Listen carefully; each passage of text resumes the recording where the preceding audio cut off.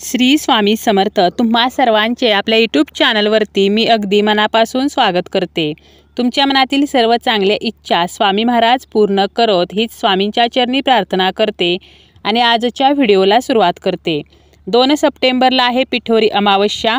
ही अमावस्या सोमवारीच आलेली आहे। शेवटचा श्रावणी सोमवार या दिवशी आहे आणि म्हणूनच या अमावस्येला सोमवती अमावस्या असे सुद्धा म्हटले जाते। आणि या दिवशी आपल्याला दुपारी 12च्या आतमध्ये मुलावरून एक वस्तू ओवाळून टाकायची आहे। तसेच आपल्या घरावरून सुद्धा तिन्ही सांजेच्या वेळेला काही वस्तू आपल्याला ओवाळून टाकायच्या आहेत, ज्यामुळे जर काही इडापिडा असेल, नजरबाधा असेल, मुलांना नजरदोष निर्माण झालेला असेल तर तो नष्ट होईल। हीच संपूर्ण माहिती आपण या व्हिडिओमध्ये पाहणार आहोत। आता मुलांवरून आपल्याला कोणती वस्तू ओवाळून टाकायची आहे तर तुम्हाला काय करायचं आहे, दुपारी 12च्या आतमध्ये मुठभर तांदूळ जे आहेत तर ते मुलावरून ओवाळून टाकायचे आहेत। आपल्या मुलाला पूर्व दिशेला तोंड करून बसवायचं आहे आणि उजव्या हातामध्ये मुठभर तांदूळ घेऊन मुलावरून ते 3 वेळेला, 5 वेळेला किंवा 7 वेळेला ओवाळायचे आणि बाहेर जाऊन कोणालाही नुकसान होणार नाही, कोणाचाही पाय पडणार नाही किंवा कोणाच्याही अंगावरती, कोणाच्याही अंगणामध्ये हे तांदूळ पडणार नाहीत अशा जागेवरती आपल्याला ते नेऊन टाकायचे आहेत। हे जे तांदूळ आहेत तर यामध्ये जी काही नकारात्मकता आहे तर ती कॅप्चर केली जाते, त्यामुळे आपल्याला ही काळजी घ्यायची आहे की कोणालाही या तांदळापासून कोणतंही नुकसान होणार नाही। तर अशा प्रकारे मुलावरून आपल्याला मुठभर तांदूळ जे आहेत तर ते ओवाळून टाकायचे आहेत। तुम्हाला जरी दुपारी 12च्या आतमध्ये शक्य झाले नाही तरी तुम्ही दिवसभरामध्ये कधीही हा उपाय करू शकता किंवा तिन्ही सांजेच्या वेळेला केला तरी सुद्धा चालेल। तसेच आपल्याला घरावरून सुद्धा एक वस्तू ओवाळून टाकायची आहे। तर ही वस्तू कशा प्रकारे आणि कोणती वस्तू ओवाळून टाकायची आहे, आपल्या कष्टांना नशिबाची साथ मिळावी म्हणून आपल्याला हा उपाय करायचा आहे। कधी कधी आपण खूप कष्ट करत असतो परंतु त्या कष्टाला हवे तसे फळ मिळत नाही। बघा, या जगामध्ये कष्ट करण्याला कोणताही पर्याय नाही। कष्ट जे आहेत तर ते प्रत्येकाला करावे लागतात आणि प्रत्येक गोष्टीला मेहनत जी आहे तर ती घ्यावीच लागते, कारण फुकट असे या जगामध्ये काहीही मिळत नाही। परंतु आपण खूप कष्ट करत आहे तरीसुद्धा आपल्याला त्याचे फळ मिळत नाही। घरामध्ये पैसा येत नाही किंवा आलेला पैसा टिकत नाही, मुले ऐकत नाहीत, तर तुम्ही हा उपाय जो आहे तर तो करू शकता। हा उपाय करण्यासाठी आपल्याला जास्त काही नाही तर फक्त आपल्याला स्वतःचा थोडासा वेळ द्यायचा आहे, त्यामुळे हा उपाय करून पाहायला काहीही हरकत नाही।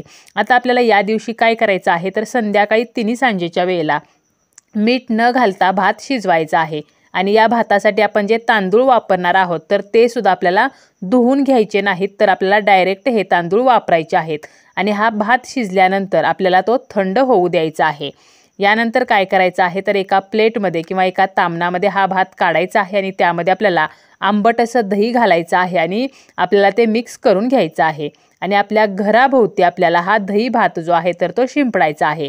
बऱ्याच ठिकाणी बघा गावाकडे हा जो उपाय आहे तर तो केला जातो आणि हा जो उपाय आहे तर तो खूप पूर्वीपासून चालत आलेला उपाय आहे। म्हणजे आपले जे वडिलोपार्जित लोक होते, आजी आजोबा, तर ते हा उपाय जे आहेत तर ते नक्की करायचे, त्यामुळे हा जो उपाय आहे तर तो अतिशय प्रभावी उपाय आहे। बऱ्याच वेळेला हा दही भाताचा उपाय जो आहे तर तो केला जातो आणि हा उपाय केल्यामुळे आपले जे काही वास्तुदोष आहेत तर ते सुद्धा नष्ट होत असतात। आणि आपण जेव्हा आपल्या घराभोवती हा दही भात शिंपडतो तर यानंतर आपल्याला काय करायचं आहे तर हातपाय धुवूनच घरात यायचं आहे, त्यामुळे आपल्याला हा उपाय करण्या अगोदरच 1 बादलीभर पाणी आपल्याला घराबाहेर ठेवायचं आहे।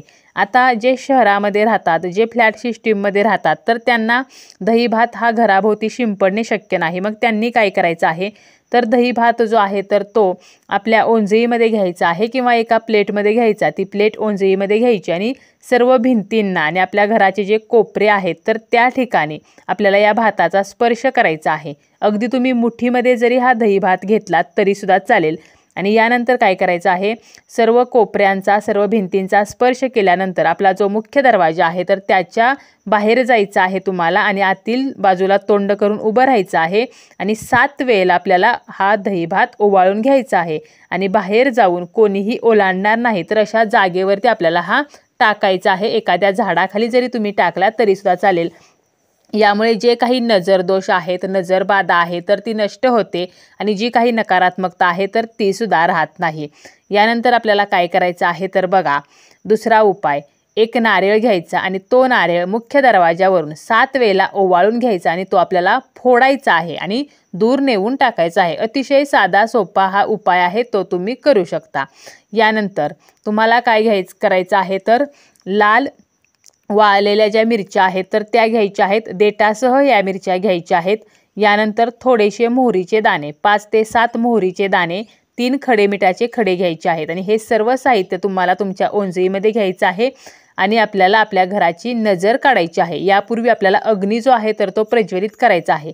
एखाद्या भांड्यामध्ये तुम्ही अगदी कागद पेटवले तरी चालतील किंवा तुमच्याकडे चूल असेल तर चुलीमध्ये आपल्याला अग्नी प्रज्वलित करायचा आहे आणि हे सर्व साहित्य ओंजळीमध्ये घेऊन आपल्याला आपल्या मुख्य दरवाजावरून 3 वेळेला किंवा 5 वेळेला किंवा 7 वेळेला ओवाळायचं आहे, म्हणजे घराची नजर काढायची आहे। आणि यानंतर हे सर्व साहित्य आपल्याला पेटत्या अग्नीमध्ये नेऊन टाकायचं आहे। हे सर्व करताना आपल्याला अजिबात बोलायचं नाही, कोणाशीही बोलायचं नाही, ही एक गोष्ट आपल्याला लक्षात ठेवायची आहे। आता जर तुम्हाला अग्नी पेटवणं शक्य नसेल तर मग काय करायचं आहे तर तुम्हाला फक्त मीठ आणि मोहरी घ्यायचं आहे। अशाच प्रकारे आपल्या घराची नजर काढायची आहे आणि आपल्याला खरकट्या पाण्यामध्ये किंवा तुम्ही टॉयलेटमध्ये सुद्धा हे फ्लश करू शकता।